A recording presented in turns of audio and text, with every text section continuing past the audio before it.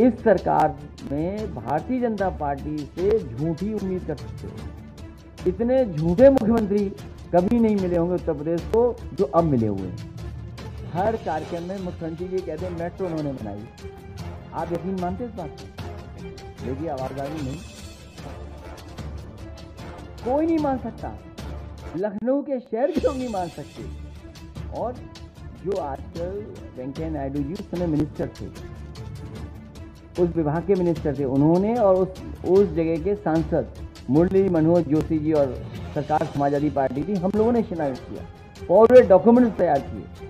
और अगर इन्होंने मेट्रो बनाई होती तो याद कीजिए झांसी में मुख्यमंत्री जी ने क्या कहा था कि गोरखपुर में हम मेट्रो बनवा देंगे।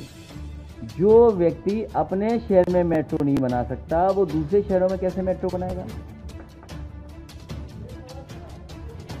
वहां नाव तो चल सकती है, मेट्रो नहीं बन सकती।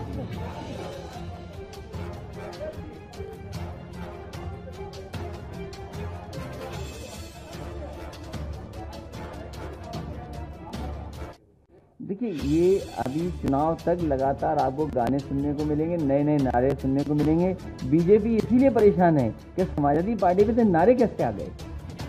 मुझे याद है कि पिछली बार जब हम और आप बैठे थे तो भारतीय जनता पार्टी से मैंने उनके संकल्प पत्र पे एक सवाल पूछा था और उनके पहले पन्ने का है ये।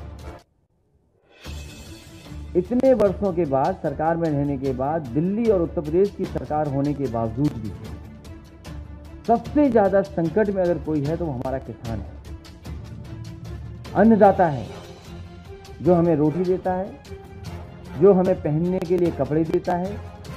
आज सबसे ज्यादा दुखी वही किसान है। और अगर विकास के लिए जमीन चाहिए तब भी हमारा किसान ही जमीन दे रहा है।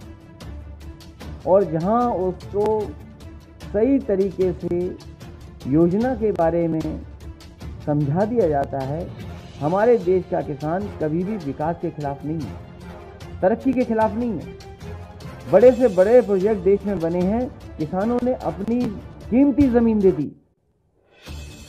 लेकिन आज भारतीय जनता पार्टी के सामने लगातार हमारे ये किसान आंदोलन करने वाले लोग लगातार आंदोलन कर रहे हैं। पिछले कई वर्षों से लगातार उनसे अपनी मांग रख रहे हैं, तरह तरह का तरीका अपनाया कि सरकार जाग जाए, सरकार तक बात पहुंच जाए।